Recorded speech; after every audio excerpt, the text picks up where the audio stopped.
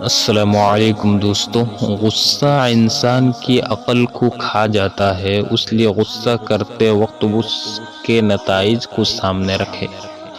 زندگی میں اگر سہارا بنانا ہے تو اللہ کو بنائیے، جو آپ کی ہر مشکل گھڑی میں مدد کرے گا۔ بہت سے رشتے ختم ہونے کی وجہ یہی ہوتی ہے کہ ایک صحیح بول نہیں پاتا اور دوسرا صحیح سمجھ نہیں پاتا۔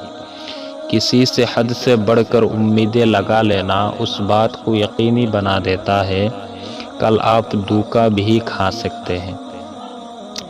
رشتوں کو بچانے کے لیے خود ایک قدم پیچھے ہٹ جانا بزدلی نہیں، انسانیت ہے۔